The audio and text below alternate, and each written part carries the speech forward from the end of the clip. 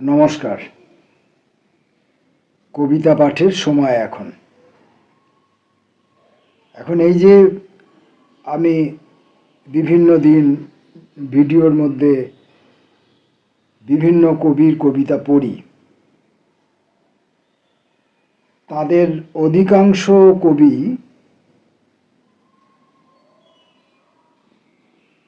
কবিতা জগতের যে স্বীকৃত প্ল্যাটফর্ম, সেটা সরকারিভাবে স্বীকৃত বা বেসরকারি বাণিজ্যিক কোনো সংস্থার দ্বারা স্বীকৃত প্ল্যাটফর্ম থেকে এই কবিতাগুলোকে বা এই কবিদেরকে কবি হিসাবে স্বীকৃতি দেওয়া হয়নি। হয়েছে বলে তেমন কোনো ইনফরমেশন আমাদের কাছে নেই। কিন্তু লিটল ম্যাগাজিনে অজস্র কবিতা বছরের পর বছর ছাপা হয়ে থাকে। তাদের মধ্যে যারা স্বীকৃত, যারা পুরস্কৃত, যারা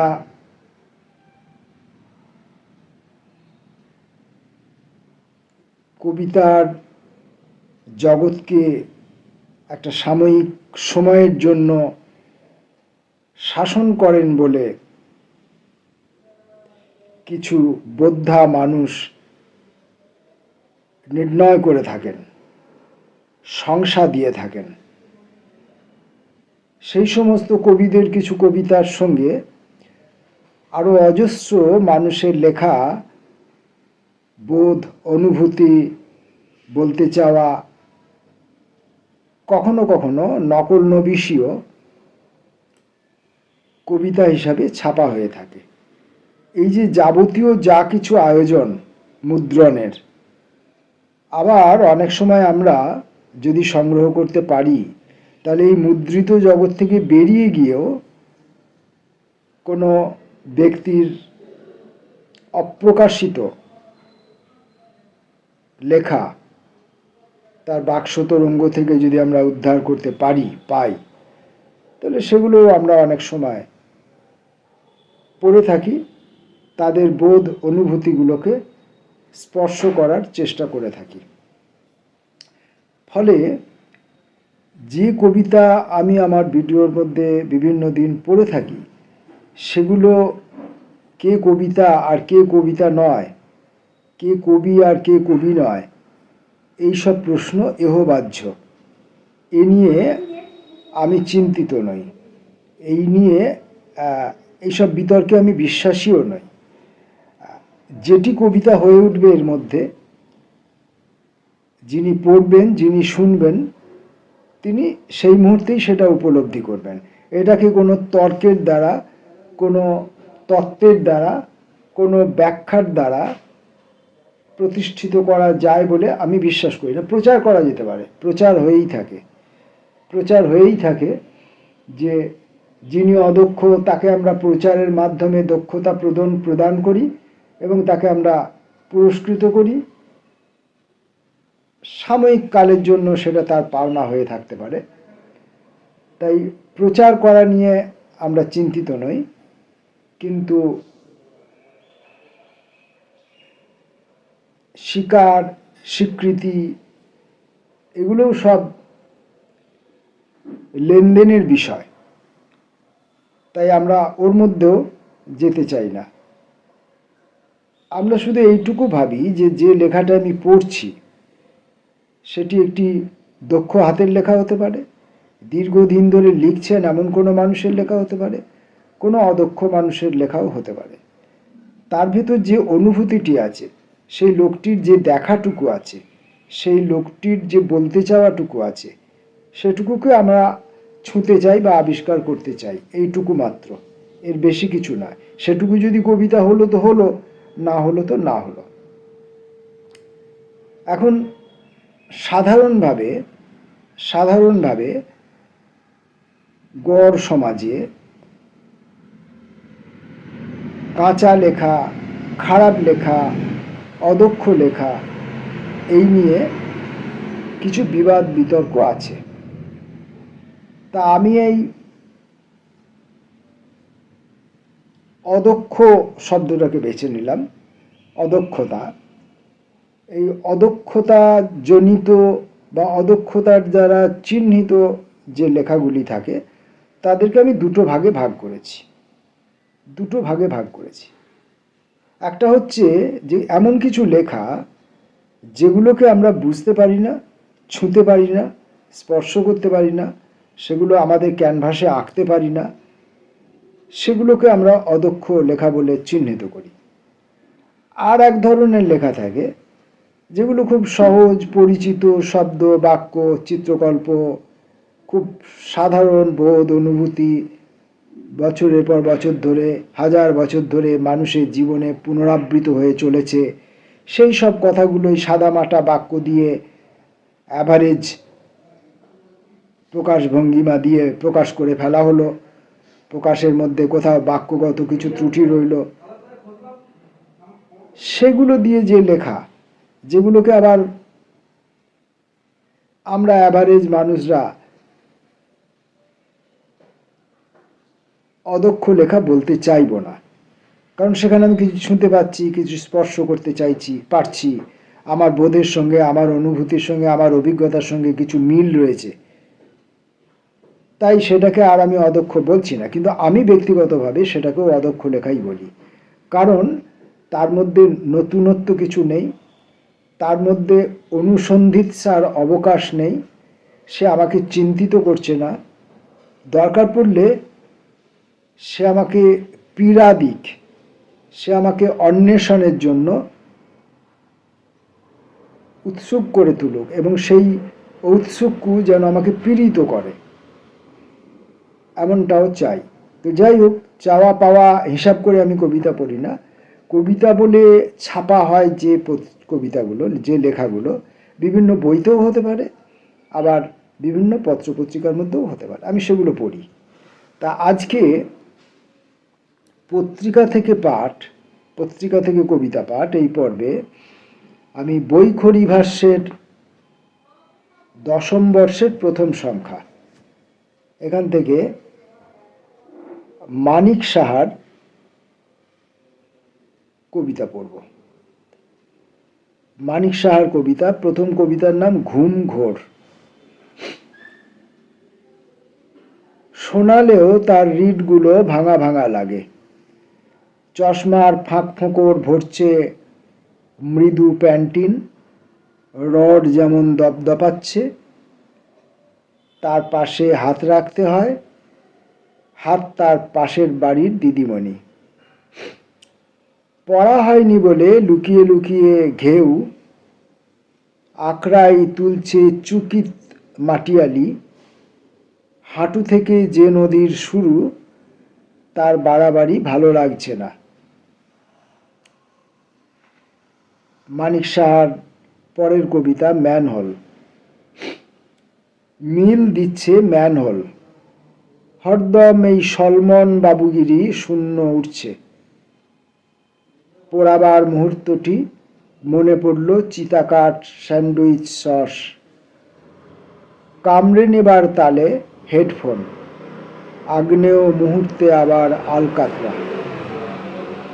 ঘুমিয়ে পড়া স্ক্যানিং থেকে একে একে বাঘের হা, লুম্বিনী নগরটি বুদ্ধের রাহুল শেয়ানা। সরাসরি চলে আসছে লাইভ শিশিরের দুরন্ত ছায়া। মানিক সাহার কবিতা ম্যানহোল 2। হাওয়া গাড়িটির লাল নীল হরেক খাবার, দূরতম দ্বীপটিও মিশে যায় হাতছানি। ডিজিটাল ঘড়ি, জলের হৃদয় থেকে বার্ড ফ্লু রবারের বল, বাজারের লিস্ট থেকে ভেসে ওঠা ছোট ছোট হতাশ আওয়াজ, পা টিপে বালিশের সোহাগের খোল মিটে যাবে। পৃথিবীর দূরতম দ্বীপটিও জানবে না ডুবে যাওয়া চাঁদটির ভাঙা কাঁচ, আর কত জাহাজ ভাসাবে সার কাশে। এই যে মানিক সাহার এই যে 3টি কবিতা পড়লাম, এই 3টি কবিতা আমি আমার এই কবিতা পাঠের আগে যে কথাগুলো বলেছিলাম সেই প্রসঙ্গে ফিরে আসছি। মানিক সাহার এই যে 3টি কবিতা আমি পড়লাম, এই 3টি লেখা কবিতা কি কবিতা নয়, এটি এটি বিতর্ক সাপেক্ষ বিষয় হতে পারে। আমার আমার মনে হয়, আমার বোধ হয় মানিক সাহা যিনি এই 3টি লেখা লিখেছেন, এই 3টি লেখা কবিতা কি কবিতা নয় এ নিয়ে বোধহয় তিনিও বিব্রত নন বা চিন্তিত নন। তাই আমিও এই মুহূর্তে এই যে মানিক সাহার 3টে লেখা পড়লাম, এই 3টি লেখাও কবিতা কি কবিতা নয় এ বিষয়ে চিন্তিত নই, বিব্রত নই। কিন্তু কবিতা হিসাবে এটা পত্রিকায় ছাপা আছে, আমি পড়েছি। এবং ওই যে প্রথমে আমরা আলোচনায় বলছিলাম যে অদক্ষ লেখা, এখন যারা অনুসন্ধিৎসা করতে ভালোবাসেন না, যারা দাগের উপর দাগ বোলাতে ভালোবাসেন, জীবনের বহু চর্চিত পুরনো দৈনিক যে অভিজ্ঞতাগুলো সেগুলোর উপর দাগে দাগ দিয়ে হাঁটতে চলতে ফিরতে ভালোবাসেন, তাদের কাছে এই 3টি লেখার মধ্যে ওই বহু চর্চিত অভিজ্ঞতা বা পুরনো চক্খরির দাগ, চুন দাগ যার উপর দিয়ে দৌড়তে হবে, সেরকম কোনো দাগ, সেরকম কোনো পথ নির্দেশ, সেরকম কোনো পুরনো অভিজ্ঞতা, সেরকম কোনো পুরনো ভাষা এসব পাচ্ছেন না। ফলে তাদের কাছে মানিক সাহার এই কবিতাগুলো বা এই লেখাগুলোকে কবিতা বলে মনে নাই হতে পারে বা অদক্ষ লেখা বলে তাদের মনে হতে পারে। আমি সেই দক্ষ বা অদক্ষ, সফল বা অসফল কবিতা কিংবা অকবিতা সেই বিতর্কে না গিয়ে বলতে পারি যে এই 3টি লেখার মধ্যে এমন কিছু আছে যা আমাকে চিন্তা করতে বাধ্য করে, যা আমাকে খুঁজে দেখতে প্ররোচনা দেয়, যা আমাকে অন্য কিছু দেখতে, অন্য কিছু ভাবতে, অন্য কিছু শুনতে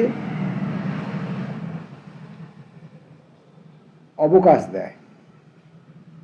যে ব্যবহৃত যে শব্দগুলি আছে সেই শব্দগুলি কেন এরা পাশাপাশি বসলো, বসে কি হলো বা আদৌ কিছু হলো কিনা, সমস্ত অনুভূতিগুলি, এই সমস্ত চিত্রকল্পগুলি আমাদের জীবনে বাস্তব হতে পারে।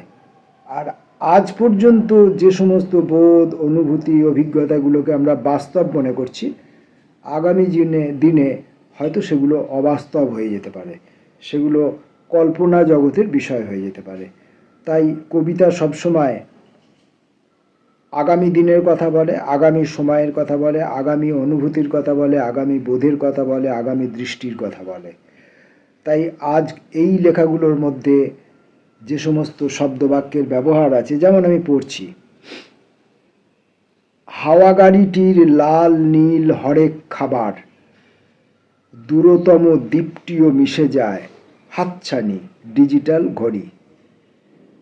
এর মধ্য দিয়ে আমরা আমাদের যে জীবনের যে বহু চর্চিত পুরনো যে অভিজ্ঞতা, সেরকম কোনো একটি অভিজ্ঞতার কাছেই কিন্তু আমরা পৌঁছতে পারলাম না।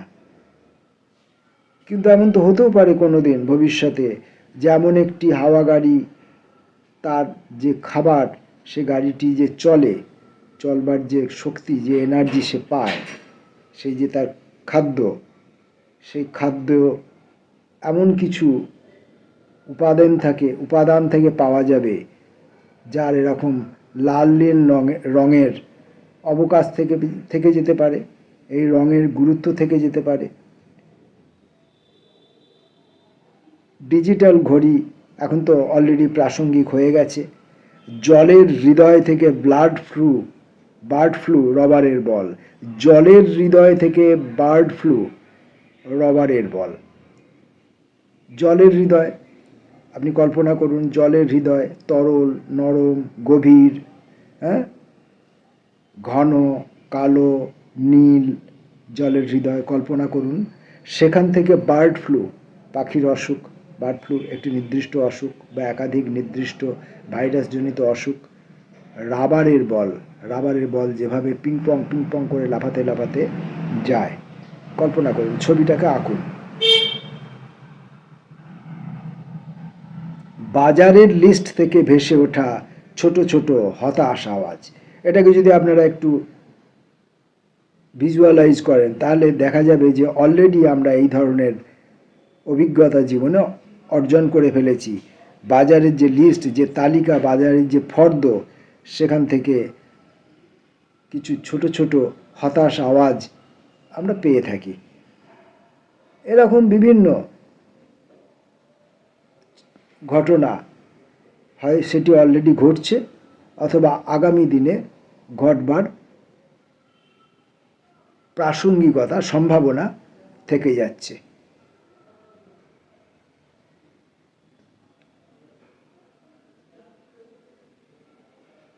কামড়ে নেবার তালে হেডফোন, আগ্নেয় মুহূর্তে আবার আলকাতরা। কামড়ে নেবার তালে হেডফোন আর আগ্নেয় মুহূর্তে আবার আলকাতরা। লুম্বিনী নগরটি বুদ্ধের রাহুল শেয়ানা। একে একে বাঘের হা, লুম্বিনী নগরটি বুদ্ধের রাহুল শেয়ানা। ঘুমিয়ে পড়া স্ক্যানিং থেকে একে একে বাঘের হাঁ। ঘুমিয়ে পড়া স্ক্যানিং থেকে, স্ক্যান আপনার পরিচিত শব্দ, ঘুম আপনার পরিচিত শব্দ। এবার ঘুমিয়ে পড়া স্ক্যানিং, যে স্ক্যানিং পদ্ধতিটি, ক্রিয়াপদটি স্ক্যানিং হতে হতে, স্ক্যান হতে হতে ঘুমিয়ে পড়ছে, সেখান থেকে কি আসছে? একে একে বাঘের হাঁ।